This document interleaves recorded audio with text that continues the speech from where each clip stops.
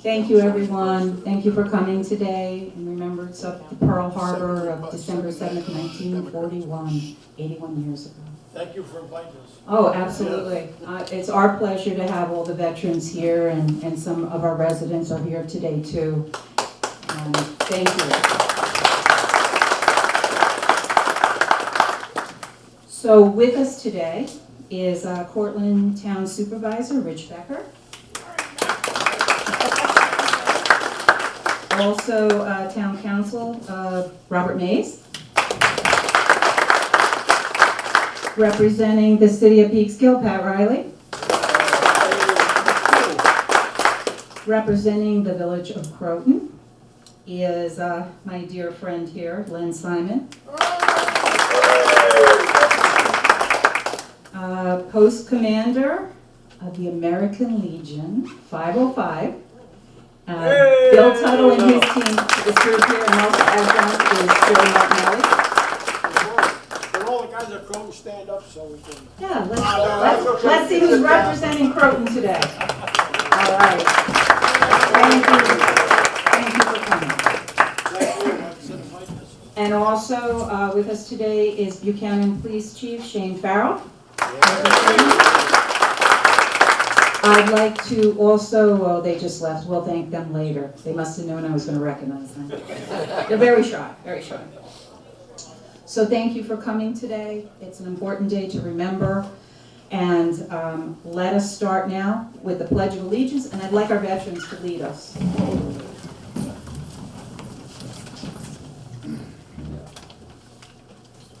I pledge allegiance to the flag of the United States of America and to the republic for which it stands, one nation, under God, indivisible, with liberty and justice for all. Thank you. That was very good.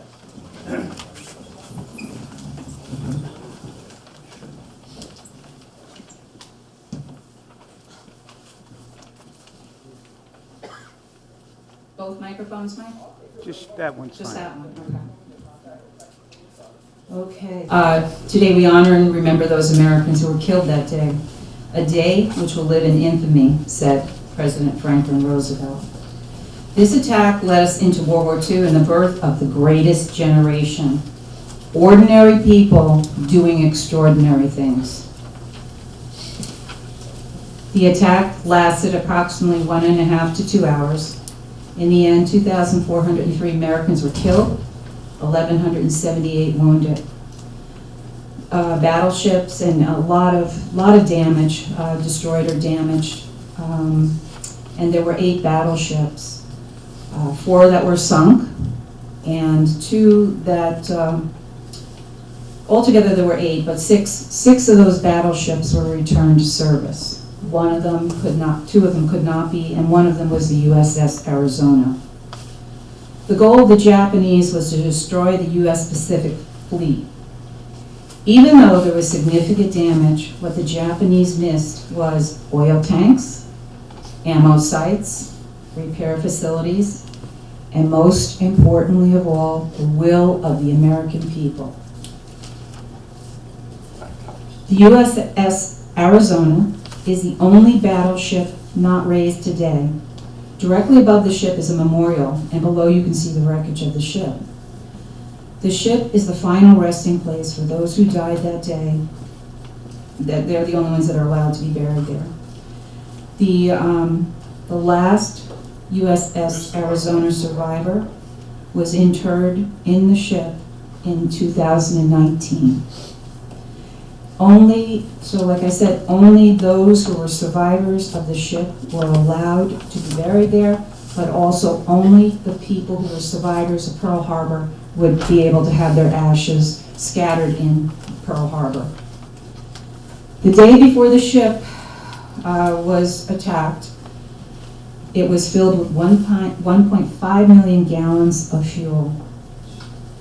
To this day, the ship leaks 9 quarts a day of fuel. And you can see it in the harbor, and it is said, the tears of the Arizona and black tears. So in that time, Fortunately, we had strong leadership in this country. We had strong leadership in the world. And I'd just like to read one other thing that President Roosevelt had said, because it really cuts to the core of everything. No matter how long it may take us to overcome this premeditated invasion, the American people, in their righteous might, will win through to absolute victory. I believe I interpret the will of the Congress and of the people when I assert that we will not only defend ourselves to the uttermost, but will make very certain that this form of treachery shall never endanger us again. God bless all those that day that died in that surprise attack.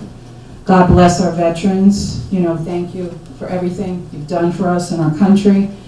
God bless all those that are serving, and most importantly, God bless the United States of America.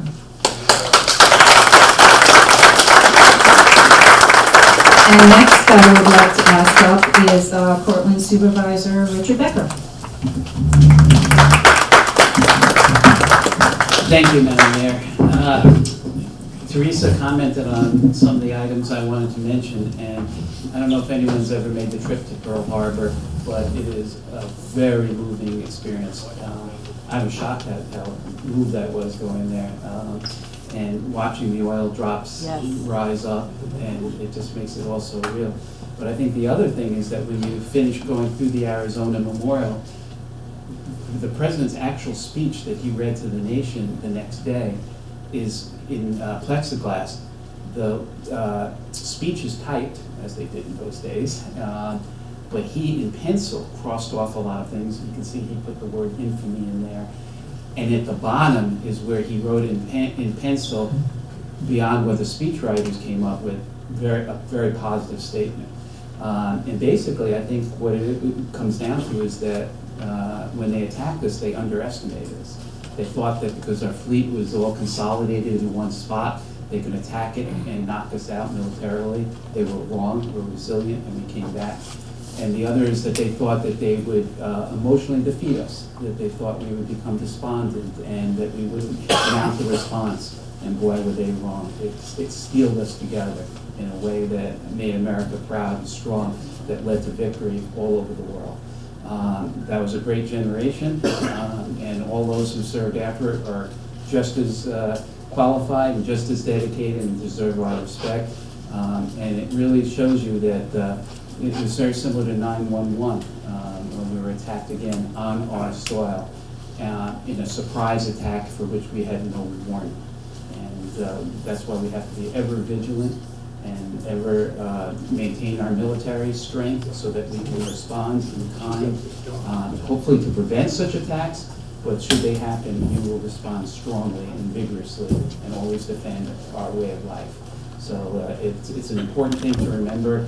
I'm disturbed that kids today don't appreciate what World War II was and what an attack it was and how it changed everything in America, but it brought us back stronger. And I think that's how we'll respond to any attack in the future. So thank you for observing this day with us. I'll leave the dais to other speakers. Thank you for hosting this today, Teresa.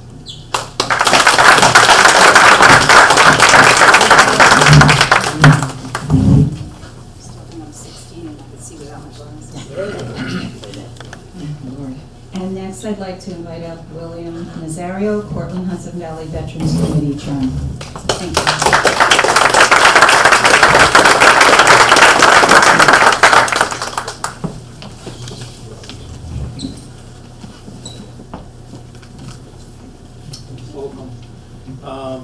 Do we have any World War II veterans? Microphones to your left, to your right. Oh, thank you. Do we have any World War II veterans here by any chance? Okay. Not many left. Not many left, is right. My dad, Yeah. 99 years old. My era is following right behind, let me tell you. There were lessons to be learned from that attack. And like Dr. Becker stated, all it did was galvanize this nation. It showed our resiliency. Some of the things that were learned were we're never going to put our ships together like that many all at once, where they're susceptible to a sneak attack and a demoralizing attack for that matter. Other things that were learned was, as history has shown, you know, when I first heard this, I was like, you gotta be kidding me. They were actually collecting rubber bands and everything for the war's effort. The ladies were like this, the skirts went up. And that was due to the fact that material, and these are things that I learned in school as history shows. And it goes to show that you put on a uniform, there's no guarantees. You know, you saying that, yeah, I'm taking this oath, I'm putting on this uniform to defend this nation no matter what. That's something that those men and women that were in Pearl Harbor, they paid the ultimate price. You know, they showed what it's about. The significance to me of Pearl Harbor is, growing up as a young man, I remember standing in parades, watching parades go by and seeing our veterans, our World War II veterans marching by, proud as could be. You know, and I said to myself, wow, maybe one day, I could march in a parade and you know, and emulate what they're feeling. And fortunately for me, I came back from Vietnam, and I've been able to participate in a lot of things. One of them is being here today, honoring those that made the ultimate sacrifice. You know, we shouldn't forget, like Dr. Becker had stated, many of our young people today never realize or have no idea of the price of freedom. Then again, there's a generation out there that are volunteered and after 9/11 showed that this country still believes in itself, and we're willing to stand up to anybody. Because freedom to us is very, very valuable. I thank you all for being here and for your service. I thank you all, and may God bless America.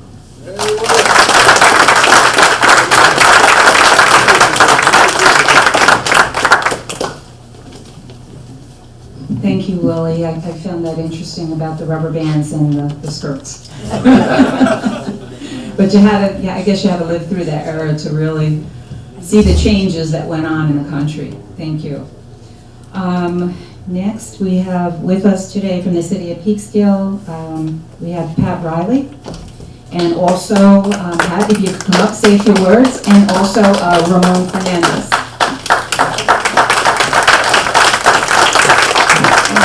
Good afternoon, everybody. Thank you, Mayor Knickerbocker, for inviting the city of Peekskill here, and Town Supervisor Becker and Town of Cortland are friends right next to us. So I like when we can do things together. It's really, really important, and I hope we can keep that going even further. Councilman Fernandez is here from the city of Peekskill too, and on behalf of the city of Peekskill, Mayor McKenzie, myself, Deputy Mayor, and the entire city council, thank you for having us here today. Pearl Harbor Day is very, very important. We must never, ever forget. 80-something years ago, it was a Sunday morning. People were still asleep. People were just getting up. You let your guard down. It's a Sunday. You might be going to service. And we were attacked. Just think about that for a second. Think about what you do on a Sunday morning. It's usually the day where you slow it down a notch. You're not running out the door so fast. There were our service people on a ship serving our country. And it's Sunday. I'm sure they let their guard down a little.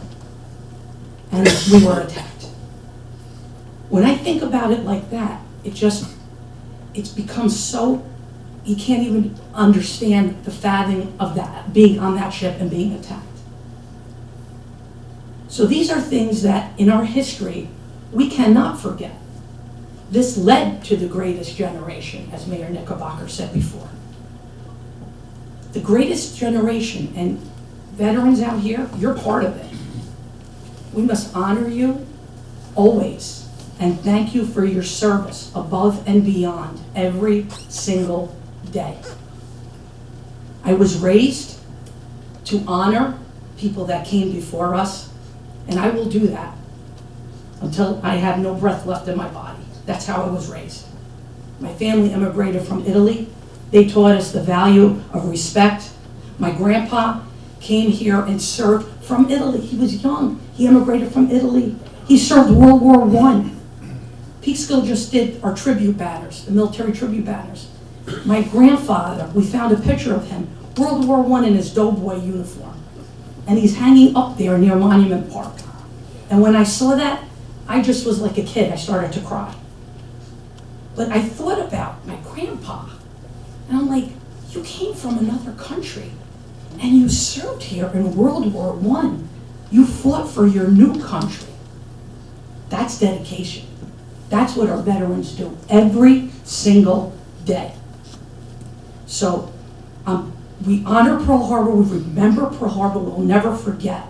But we want to honor our veterans every single day. My father-in-law, 95 years old, God rest his soul, he just passed away a couple months ago, World War II. And to the day he died, I said, Dad, we got your military banner. He never got to see it in person, but we told him. And we're dying off, but the history needs to be remembered, and we need to remember all our veterans every single day. I did get to go, very lucky that I got to go to Pearl Harbor and see the USS Arizona. It's a place of reverence. When you go there, you become changed because there's nothing like that anywhere. When we went there, me and my husband, we went there, and my husband isn't big with history, so I have to tell him certain things. He likes going to the beach. But I said to him, no, we're going to Pearl Harbor. I said, this is really important. We're here. This is like a once-in-a-lifetime trip. We're going to go. And you know what he said to me? He goes, oh my God, thank God. He goes, this was so amazing. I saw the change in him when we walked right onto the USS Arizona, where you can see. He was speechless. And if you know my husband, okay, as Mr. Bodie does, it's hard for him to be speechless. But all due respect, it is a place that changes you. And if you ever get to go, please make sure you go. Yes. And you just stand there and you're honoring the people that went before us and served our country and served it well. So I just want to say we must never ever forget. We must honor our veterans every single day. Thank you to our veterans that are out here today for all you do for our towns, our cities, our villages, and for all you did serving our country and continue to do. Because I know that's who you are. It's part of you. So thank you again for having us here, and thank you for all you do every day. And God bless America. Very nice, yeah, and it's good to reinforce our youth learning the history of this country, because we are who we are from our history. That's right. This is who we became. So, and I think that's something, as I've said before, I've said before that that's something lacking in our education system today, but it's very important. You know what? Robert Mays. Councilor.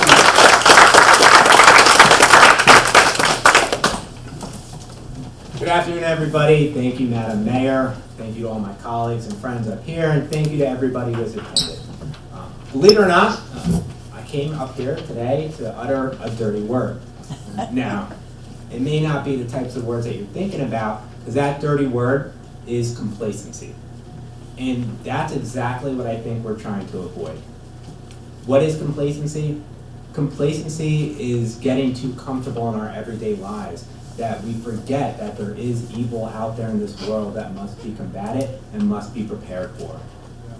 Complacency is being too comfortable in the bubble of peace that we live in and forgetting that we had to fight wars to get here. Complacency is being too comfortable in our everyday lives. Complacency is forgetting to remember the battles that were fought, the times that we were attacked, and the times that we had to be aware of all the dangers out there in this world. That's why days like today are incredibly important. That we remember the events that happened in the past so we can stay steadfast for the future and make sure that the next time that they happen, we're ready and we're able to fight and we're able to succeed just like generations before us have. You know, that's why whenever I have an opportunity to attend an event like this, or we have an opportunity to remember, or I have an opportunity to meet with veterans groups and be reminded of the stories and the battles that were fought that got us where we are, I will always take that invitation, I will always show up, and most importantly, I will always listen, because I never want to be complacent, and I always want to be prepared because we don't know what's next. So to everybody here, thank you for attending, thank you for not being complacent, and if there's any ask I can give, and I think it's been well said by several of my friends and colleagues up here, is let's spread this knowledge. Let's go out and make sure that our friends, our neighbors, and our communities are never complacent when it comes to matters of national security and it comes to matters of war. Thank you. Thank you, Robert. And also, from the Village of Croton, we have Len Simon.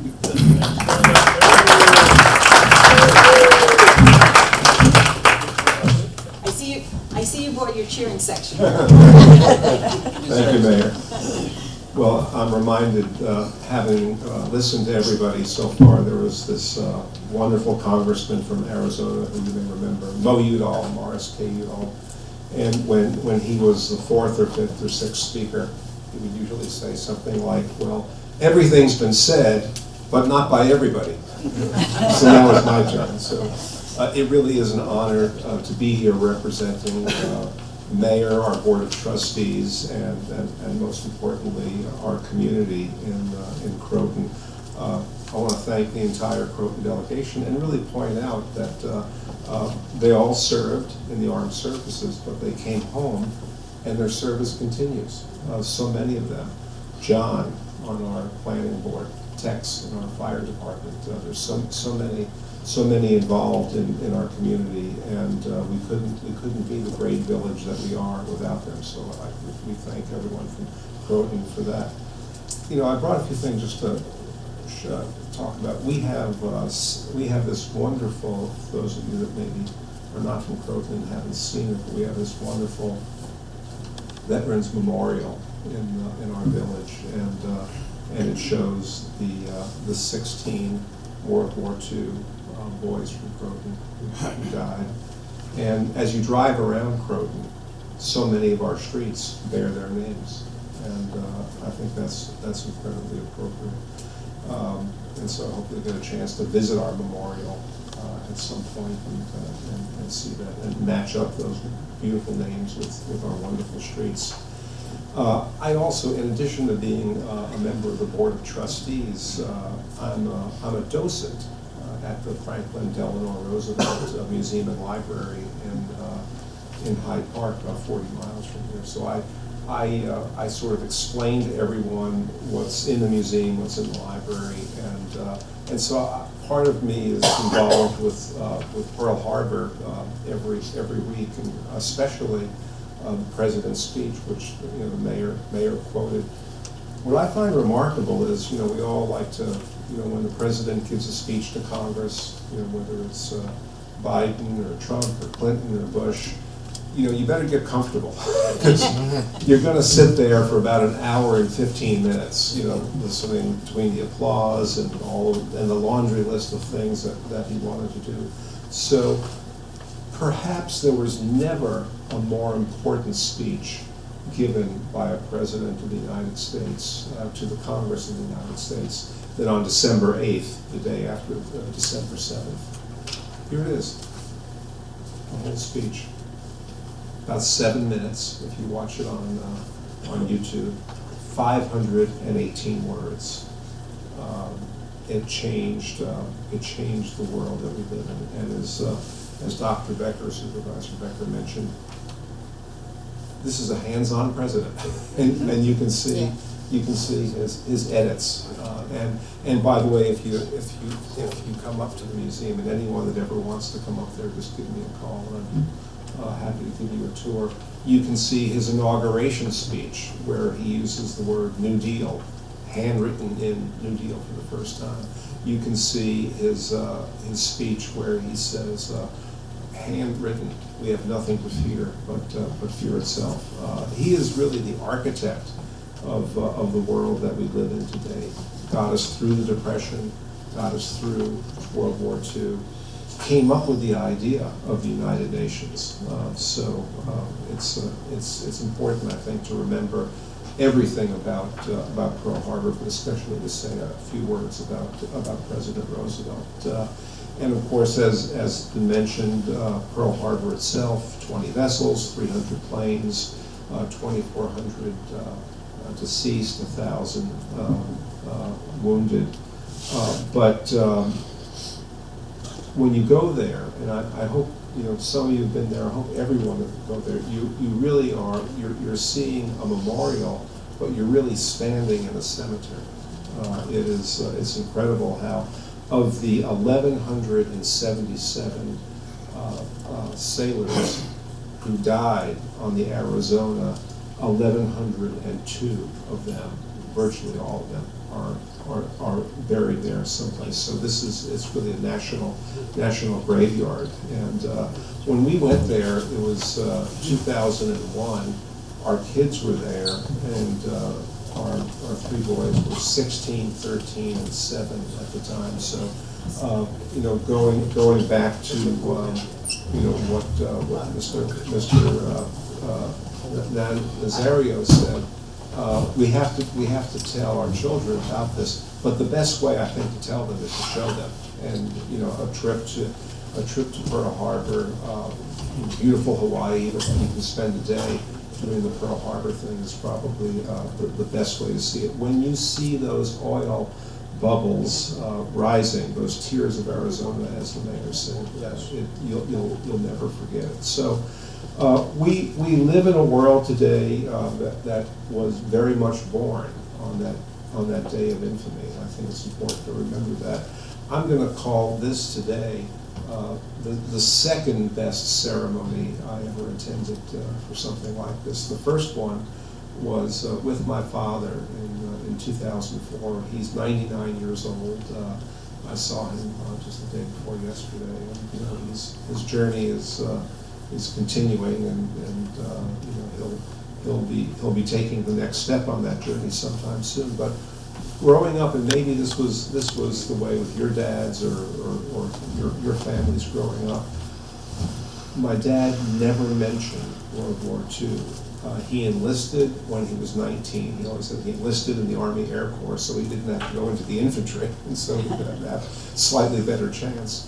4 years in the European Theater of Operations, the UTO, and then was one of the lucky ones to come back alive.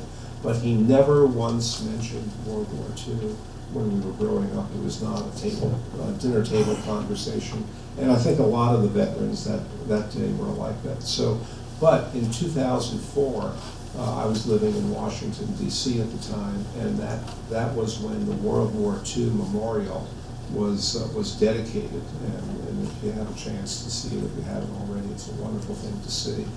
I know we have freedom flights that go there, but it's very much there. So I was able to take my dad to the dedication ceremony, and we were there with about 10,000 other people, but there was a point where President Bush, the son, who was presiding over the ceremony, said, I'd like every World War II veteran to stand up. And so my dad and thousands of other World War II vets who were there stood up.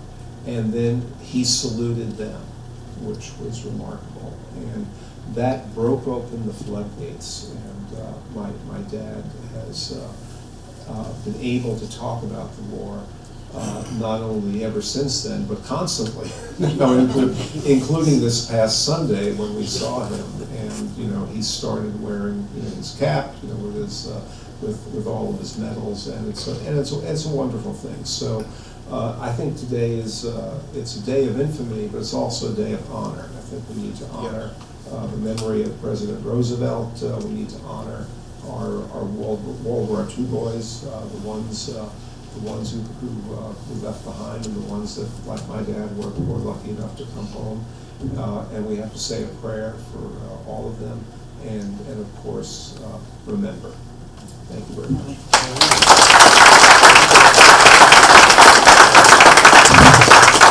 Thank you, Len. And I just want to recognize someone that came in, Duke Searles, who, our good friend Duke, who manages the VA food pantry. Thank you, Duke.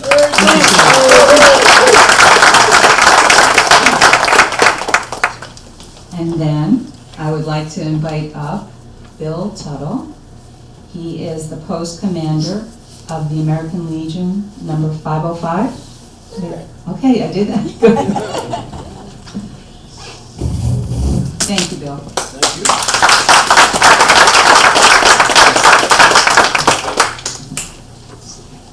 you. On behalf of all our members that are here and everyone else here, we're so happy that we can invite it to these things.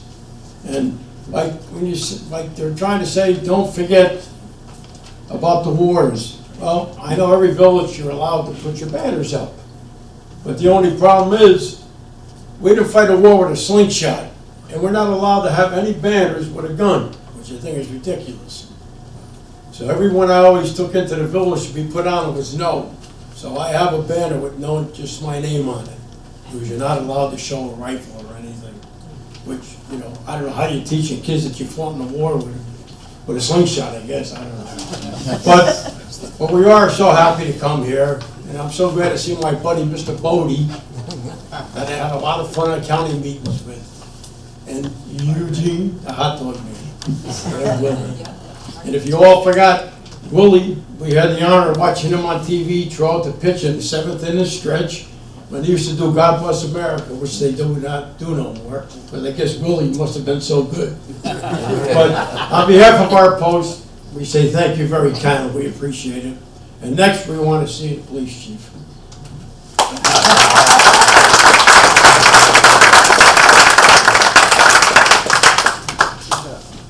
Thank you for that. You're incognito. Yeah, no, it's it's a really special day, and I just want to make sure that we all do remember every veteran. We provide them with more than we can, of our personal love and respect, because their sacrifices, what they go through, is more just given to the country. It's personal for them and their families dedications.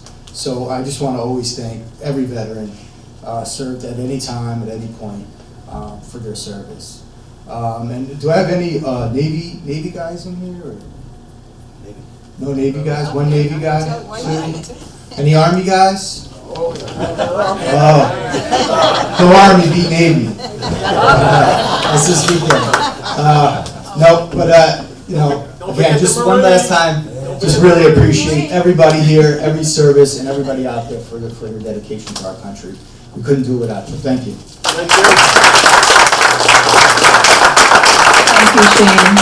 And what's this my understanding? You sing God Bless America? Is that Willie? Willie's like, did you sing God Bless America at the game or no? No, it's a pitch. Oh. I was going to volunteer him. He did sing, though, God Bless America. No, the stadium would have emptied out. Because, Kate Smith. yeah, I know you said that nobody sings God Bless America anymore, but we are going to sing it today. And I have the words on the last page, so I want everyone to join in when we can. Is there anybody here who's a pastor, clergy? No? Okay. That's close. That's close. Duke? Yes, I just like to, Oh, come up here, Duke, please. no, I don't want to do that. Yeah, but nobody will hear you. Duke, I know you're not sure.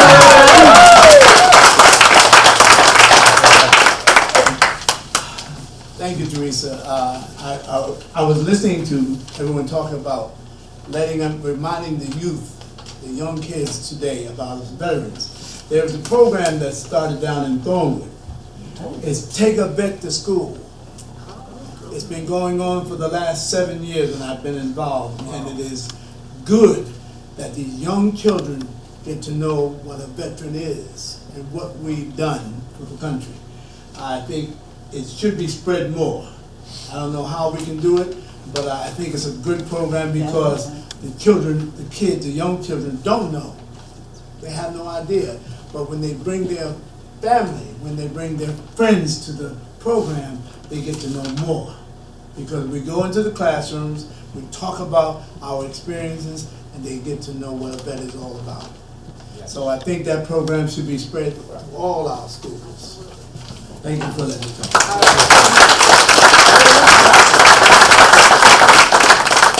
What Duke just said, we are so fortunate at Croton that we were allowed to go into CET. The kids fed us for Veterans Day. They took us into the classroom by the hand. Then we went to PVC and we had a round table. Each veteran that was there, we had a kid, they asked us questions. And we love it. We've been doing it for a long time. But I'm so proud of the kids in Croton, the teachers, their staff, how great they are. We were there yesterday with the kids making cookies. Except we had one guy cause trouble. That was Al. He brought the cookies. Thanks a lot, Bill. Thank you, Bruce, and thank you, Bill. And that's the theme. Do you want to come back up? I just want people to be able to hear. I just want to say something. Most of you must remember probably Russell, Yes. Oh, yes. U.S. Navy.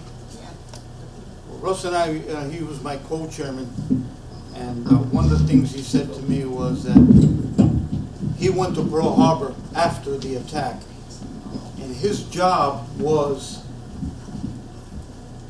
thank you, his job was, he was a welder, but he put on the diving suit and with the helmet and everything, and try to salvage some of the ships. At one point, I can see the tears in his eyes because while down under the water, occasionally a body would float by. And on top of that, there were sharks in the water too. And, you know, sometimes it's not just the act of war, it's afterwards. And that man came home with those visions, those scars, but yet it did not stop him from serving our community. So, you know, me personally, I've always dedicated this day to Russell because he left an impression on me which, you know, even though I've seen my share of tragedies, but nothing compares to being underwater, trying to salvage a ship and seeing a body floating by, and then coming home. That's a scar in itself. So, you know, it's Russell. Thank you for wherever you are.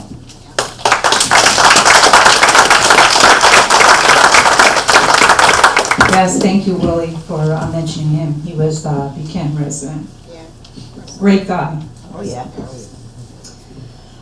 So since we don't have any clergy here, I'm going to read Pearl Harbor Prayer, and it's by Pastor Ricky Powell. And once again, I thought it was appropriate. That's okay. That's usually me, so don't. You'll be fine. Yeah, it's good. O God of our fathers, we guard in our hearts today the sacred memory of those who gave their lives on that day, which will live in infamy. Bless us, O Lord, as we humble ourselves in thy presence to remember our shipmates and friends who served our country so valiantly. Let us not disgrace those who still lie in the quiet places through our indifference or forgetfulness. Rather, help us to always remember Pearl Harbor and help us to keep America alert. May we never forget that more than 2,000 of our sons, fathers, brothers, and friends were killed, and more than 1,000 citizens of our land were wounded on December 7, 1941. Their sacrifices were not in vain. They defended America's freedom and demonstrated America's goodness. Heavenly Father, we give thanks for the brave men who embodied your love by making this ultimate sacrifice. You have declared, greater love hath no man than this, than to lay down his life for his friends. John 15:13. Maybe we be willing to follow their example when duty calls. We also give thanks for those who survived the attack on our country and who went on with their lives in a way that portrayed honor to a watching world. They carried on with life even though, as they bore deep within them the haunting memories of what they witnessed, heard, and felt. Bless them with continued grace and mercy from our holy land. Guide us and direct us in all that we do. Let us live to bring glory and honor to Thee. This we pray in the name of our Lord and Savior, Jesus Christ. Amen. I just thought that was such a beautiful, beautiful prayer. Very well done.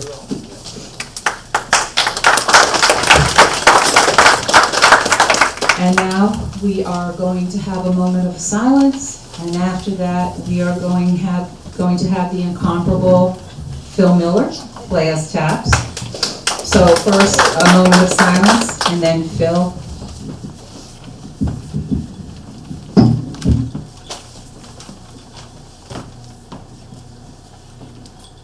If I may, just a moment, because it's been a long time and a lot of people know that I've been honoring our veterans for as many years as I possibly can. And I was born in Peekskill in 1940, the same year they were incorporated.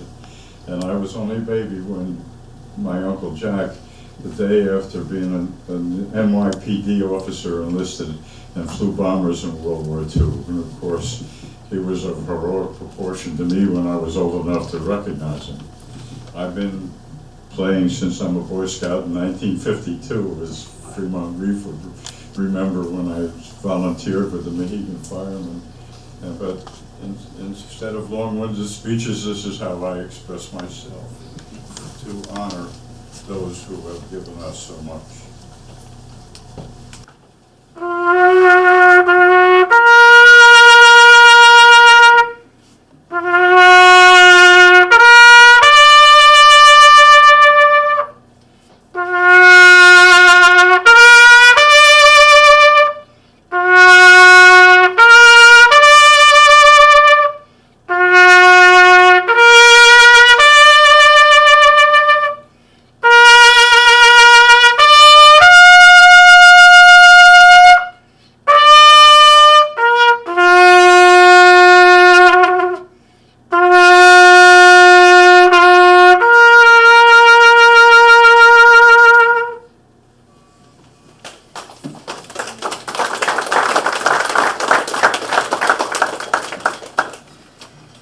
Thank you, Phil Miller, and all I can say to you is you get better and better. Like Monsignor Keenan Yeah, says, yeah. Billy, you get better every year. I say, practice, Monsignor. Oh, yes. Oh, But my I'm God. honored to be No, here. thank you for coming. It's our honor, and, it was our honor for the Village of Buchanan to sponsor this year. We all take turns at different municipalities. I just want to thank, we have a great turnout, and, it's wonderful to, for us to remember and honor for Pearl Harbor Day. We can never forget that day. And I just can't thank you enough for being here today. And I thought it was a great ceremony. Very nice. Very well done. Thank you. And now, We're gonna sing. We're sing. are you coming up to the microphone, Mr. Bill? No, that's your job. You're the Oh, mayor. no. You're the one that volunteered. I think the police chief should go up. I think you're right. I think you're Sorry, he's the general. So I know it was mentioned that God Bless America really doesn't get sung anymore, but I thought this was appropriate for today. We sing it every meeting. Oh, good. We have Wonderful. Bo, but he's not here, he's our singer. Okay, so we're gonna have to do the best, and I want everyone to join in to sing. And Richard Becker, I expect to hear your voice loud and clear. He should lead, he's not. I will sing and join in, for sure. And Cindy, If they're gonna sing, we can just start it together. Yes. Rather than the YouTube thing. oh, we just start it first. With this, okay. So we can get the tone right. Oh, no. Oh, no!